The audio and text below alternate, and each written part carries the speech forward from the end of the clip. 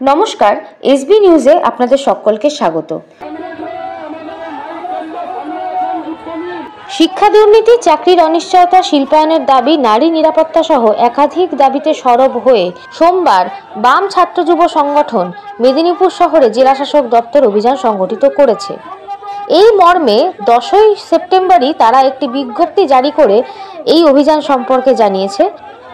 এই অভিযানের মূল দাবিগুলি ছিল: শিক্ষা দুর্নীতি রুখতে অবিলম্বে পদক্ষেপ গ্রহণ করতে হবে, চাকরি ক্ষেত্রে স্বচ্ছ নিয়োগ ও দুর্নীতি বন্ধ করতে হবে, রাজ্যে শিল্পায়ন ও কর্মসংস্থানের প্রসার করতে হবে, নারীদের নিরাপত্তা নিশ্চিত করতে হবে এবং অপরাধীদেরকে কঠোর শাস্তি দিতে হবে। 100 দিনের কাজ নিয়ে অনিশ্চয়তা দূর করতে হবে। রাজ্যে কলেজে কলেজে ছাত্র সংসদ নির্বাচন অবিলম্বে করতে হবে। নারী নিরাপত্তা প্রসঙ্গে আন্দোলনকারীদের দাবি, সাম্প্রতিক সময়ে রাজ্যে নারী নির্যাতন ও অপরাধ বাড়ছে, সরকারের কার্যকর পদক্ষেপও নিচ্ছে না। এ বিষয়ে প্রশাসনের দ্রুত হস্তক্ষেপ চেয়েছেন তারা। একাধিক নেতৃত্ব এবং প্রতিনিধি দল জেলাশাসকের কাছে লিখিত পিটিশন জমা দিতে সক্ষম হয়েছে। সূত্রের খবর, প্রশাসনের সঙ্গে পরবর্তী পর্যায়ে তাদের বিভিন্ন দাবি নিয়েও বৈঠক হবে।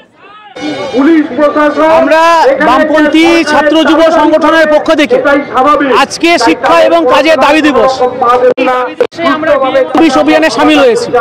আমাদের প্রধান দাবি যে কাজ চাই।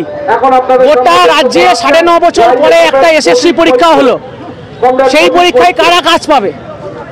একটা ওই কোর্টের রায়ে আমরা দেখলাম যোগ্য অযোগ্যদের বাছবিচার করা হলো। 26 লাখ পরীক্ষার্থী যারা সারা বছর ধরে ধর্মতলায় বসে থাকলো।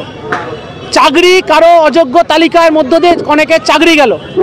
আমরা বলছি এই চাকরি তো গেল, কিন্তু এই চাকরি চুরির দোকান খুলে যারা বসেছিল তাদের গ্রেপ্তারের প্রশ্নে সিবিআইডির ভূমিকা কি? কারণ এই চাকরি চুরির দোকানদাররা কেউ আজকে তৃণমূলে আছে, কেউ আজকে বিজেপিতে আছে। শুভেন্দু অধিকারী বড় বড় ভাষণ মারছেন, আর 2016 সালে যখন এই পরীক্ষা হয় তখন কোথায় ছিল শুভেন্দু অধিকারী? 100 দিনের কাজ কি হবে? কোর্ট রায় দিল 1 আগস্ট থেকে 100 দিনের কাজ চালু করতে হবে। পশ্চিমবাংলাতে 100 দিনের কাজ চালু হলো না। সিবিআই আর ইডি তদন্ত গ্রহণ করলো, তদন্তের রিপোর্ট কি বেরোলো? রিপোর্ট বেরোলো না, কাজ বন্ধ হলো না। আটখানা কি হবে? কেন্দ্র সরকারও একই অবস্থা, রাজ্যে একই অবস্থা। অবৈধ থেকে খবর নয়, নারীদের সম্মান কোথায় আছে? শিক্ষার অধিকার আজকে নেই। আমরা এই দাবিগুলোর ভিত্তিতে আমরা সামিল হয়েছি। তার সাথে আমরা স্পেসিফিক বলছি, আমরা সেটা হলো এটাই: শালবনিতে লো ইস্পাত কারখানা কবে হবে? রূপনারায়ণপুরে বিদ্যাসাগর ইন্ডাস্ট্রিয়াল পার্কে ফাঁকা জায়গায় স্টেডিয়াম নয়, কারখানা চাই।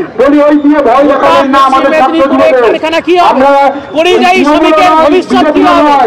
আমরা এই দাবিগুলোর ভিত্তিতে মিনিট সময় লাগবে। আপনারা জানেন এই সময়ের মধ্যে